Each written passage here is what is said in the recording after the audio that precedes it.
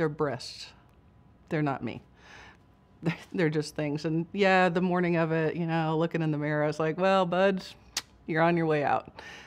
And you'll never give me cancer, ever.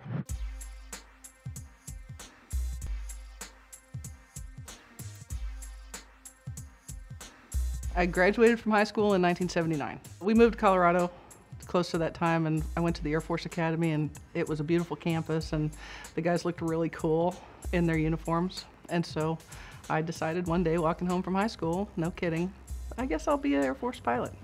And I was the only woman in a class of 60 men.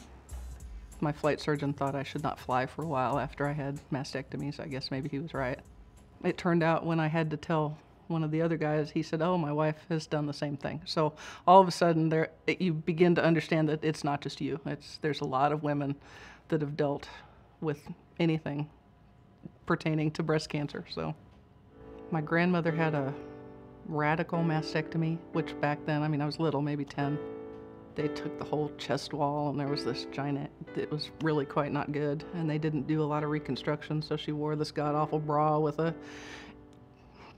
form thing in it, and it just wasn't good. But my mom, when she had it, she had to do the radiation and the chemo before she could do the full reconstruction. But she had it done, and she looks great. And you know, she's 75 and still here, so it's all been successful.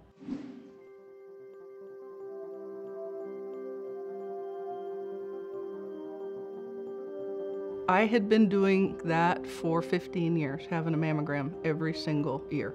And every single year, it seemed like, well, you know, we'd like you to come back. We'd like to do an ultrasound. We see a little something. You know, one year I had a biopsy, I had to have a lumpectomy, and every year it was something. So it seemed like I spent my whole life getting ready to have a mammogram, or waiting to have the follow-up from the mammogram, or waiting for somebody to tell me what they'd found.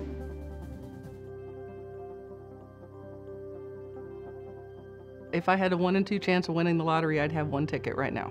And when Jenny told me that, over the phone at 7 o'clock at night, the only doctor I've ever had that called me at 7 o'clock at night because she knew I would want to know something, we talked about it, and I said, well, what if I told you I just wanted to get rid of them? She said, well, I wouldn't argue with you, and we'll work it out. My husband rocked during the process. He was absolutely amazing. He stayed at the hospital for the 2 or 3 days I was there. He slept there. He dealt with things that most husbands shouldn't have to deal with their wives, and he handled it he was awesome. I did have a carriage accident several days after Diane finished her artistry on my nipples. I don't think her plan was for me to go drive my horse with bandages, because she had been pretty adamant that I needed to be really careful with the nipples because they can be, you know, pushed back in or something, scrubbed off, I don't know. And so the paramedics come rushing up to me, and I'm saying, don't touch my boobs, don't touch my boobs. And they're looking at me like, didn't you have a carriage accident and you broke your leg? Why would we touch? Just don't touch my boobs. I had surgery, don't touch my boobs. So yeah, I'm sure I was the boob lady. I actually had a little bigger rack, if you will, than I had before I started, because, you know, Diane was good. I said, what would you think about going up a cup size? And she said, I think that would be good. And so she did. And so, you know, it's good. And they fill out clothes all right. And I don't have to wear a bra much, which is nice. And I never have to have another mammogram again, ever. So that's a good thing.